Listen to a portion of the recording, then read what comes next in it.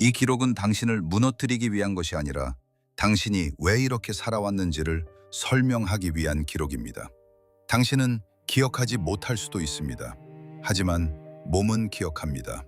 남의 집 마당을 지날 때 괜히 걸음이 빨라지던 이유를, 밤에 웃음소리가 커지면 본능적으로 목소리를 낮추게 되는 이유를, 집안에 있는데도 완전히 쉬지 못하는 이유를. 이 기록은 1980년의 이야기가 아닙니다. 지금도 당신의 몸에 남아있는 공간의 기억을 부검합니다. 이 기록은 위로를 목적으로 하지 않습니다.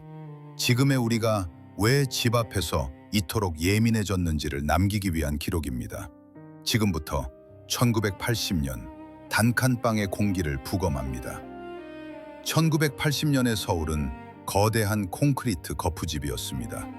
강남의 아파트 단지가 신기루처럼 솟아오를 때 그 신기루를 짓기 위해 상경한 수십만 명의 육체는 성북구, 관악구, 동작구의 가파른 산동네 단칸방으로 밀려 들어갔습니다. 그곳은 주소지가 아니라 도시의 엔진을 돌리기 위해 임시로 적재된 인적 화물 보관소에 가까웠습니다.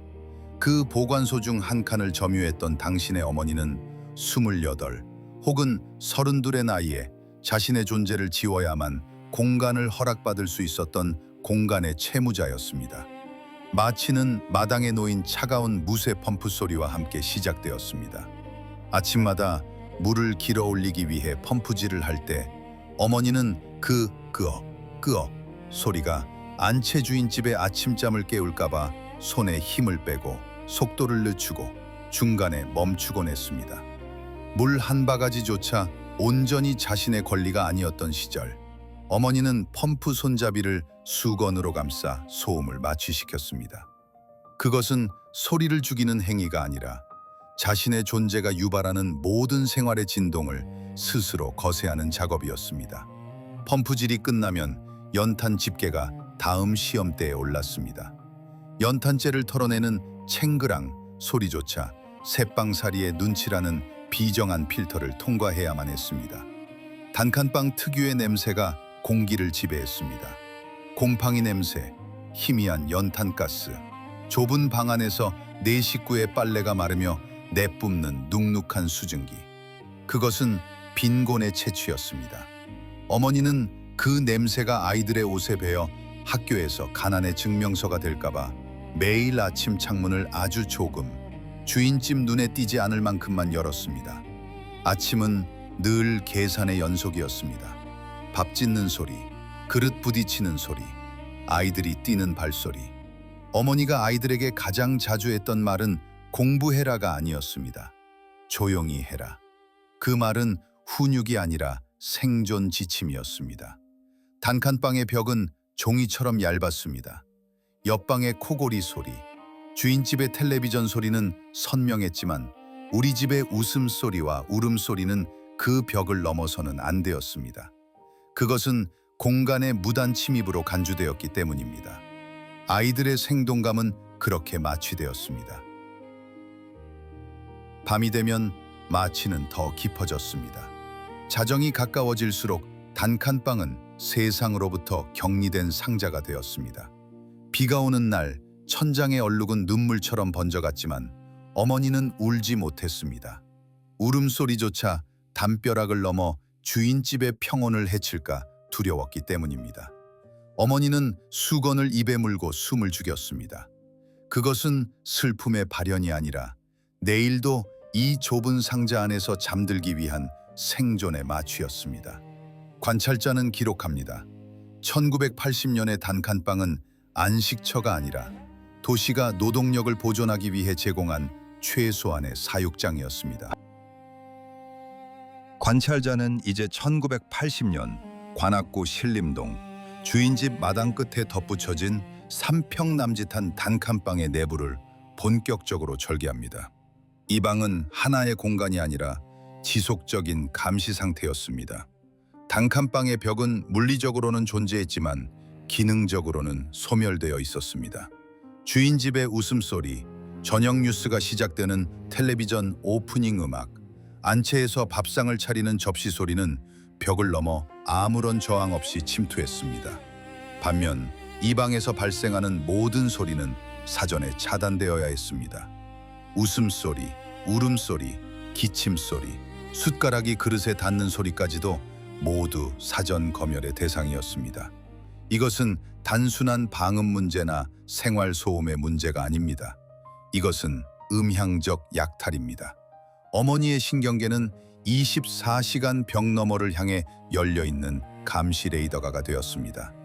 아이들이 웃기 시작하면 어머니의 손은 의식보다 먼저 아이의 입으로 향했습니다. 쉿! 그 짧은 소리는 정숙의 요청이 아니라 존재를 낮추라는 명령이었습니다. 아이의 생기와 움직임은 셋방살이 질서를 어지럽히는 소음 공해로 규정되었습니다. 이 방에서는 아이의 웃음조차 권리가 아니었습니다. 단칸방의 벽은 외부의 소리를 막아주지 않았고 내부의 소리를 보호해주지도 않았습니다.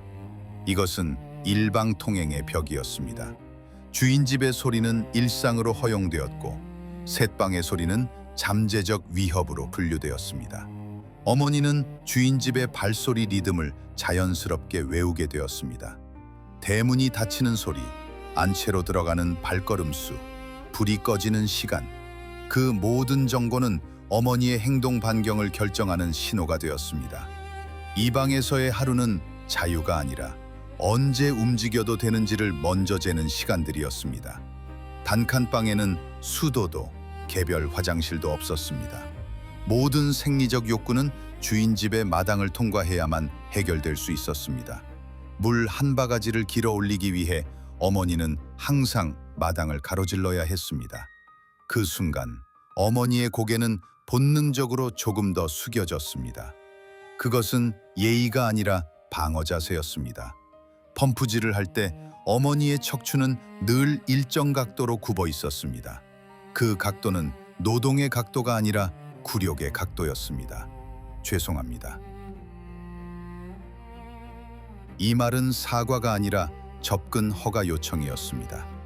아이들은 그 모습을 보며 자연스럽게 배웠습니다. 먼저 사과하는 법, 먼저 물러나는 법, 먼저 고개를 숙이는 법. 공동 화장실 앞에서 주인 집 식구와 마주쳤을 때 어머니가 짓던 어색하고 과도한 미소는 자신의 배설 욕구조차 민폐가 될 수 있다는 생존적 자기부정의 발현이었습니다. 1980년의 도시는 이렇게 인간의 가장 기본적인 생리 활동을 타인의 시선 아래 배치했습니다. 밤이 깊어질수록 단칸방은 거대한 압력소 지대였습니다. 아이들이 잠들고 난 뒤 어머니는 가계부 앞에 앉았습니다. 숫자는 항상 부족했고 계산은 항상 다음 달로 미뤄졌습니다. 그러나 어머니는 울 수 없었습니다. 울음소리는 벽을 넘어 주인 집의 평온을 방해할 수 있었고 그것은 곧 방을 빼라는 통보로 연결될 수 있었기 때문입니다. 어머니는 입에 수건을 물었습니다. 그것은 슬픔의 표현이 아니라 정서의 차단장치였습니다. 울음은 밖으로 나가지 못하고 안쪽으로 압축되었습니다. 그 압력은 심장 근육을 조였고 위장을 갉아먹었습니다. 1980년의 단칸방은 한 여성의 감정을 밖으로 배출하지 못하게 하고 안으로 축적시키는 정서적 추출장치였습니다. 아이들에게 마당은 놀이터가 아니었습니다. 그곳은 잠시 숨을 멈추고 지나가야 하는 통과 구역이었습니다. 주인 아줌마한테 혼난다. 이 문장은 훈계가 아니라 공간적 신분 선언이었습니다. 아이들의 무의식에는 자연스럽게 다음 문장이 새겨졌습니다. 나는 이 공간의 주인이 아니다. 아이들은 뛰지 않았고 크게 웃지 않았고 먼저 나서지 않았습니다. 1980년의 단칸방은 아이들에게 공간을 쓰는 법보다 공간을 피해 다니는 법을 먼저 가르쳤습니다. 관찰자는 결론 내립니다. 이곳은 단순히 좁은 방이 아니었습니다. 이곳은 존엄이 매일 조금씩 깨가던 공간이었고 자기 검열과 자기 축소가 생활 습관으로 내면화되던 장소였습니다. 1980년의 단칸방은 한 가정의 기억을 보호하지 않았습니다. 그 대신 그 가정이 어떻게 살아남았는지를 신경계에 깊이 각인시켰습니다. 긴 시간이 흐른 어느 밤, 당신은 지금의 집 거실에 서 있습니다. 집은 예전보다 넓을 수도 있고 그렇지 않을 수도 있습니다. 문은 잠길 수 있고 벽은 예전보다 두꺼워졌을지도 모릅니다. 하지만 당신의 몸은 여전히 먼저 숨을 고릅니다. 그러나 완벽한 정막 속에서도 가슴 한구석이 서늘해지는 이유를 당신은 설명하지 못합니다. 의학은 이를 우울이라 부르지만 관찰자는 기록합니다. 그것은 1980년 단칸방에서 전이된 공간적 불안의 잔상입니다. 당신의 어머니는 성녀가 아니었습니다. 다만 그 좁은 공간에서 가족이라는 울타리를 포기하지 않았을 뿐입니다. 어머니가 삼켰던 울음은 사라지지 않았습니다. 그것은 당신의 뼈와 근육을 키운 침묵의 골재가 되었습니다. 당신의 등기부 등본은 소유의 증명서가 아니라 다시는 공간을 약탈당하지 않겠다는 생존 선언문입니다. 당신이 무너진 것이 아니라 당신은 무너지지 않기 위해 이렇게 살아온 것입니다. 이 기록은 여기까지입니다. 판단은 남기지 않습니다. 다만 잊히지 않도록 남깁니다. 이상 인간 해부기를 마칩니다.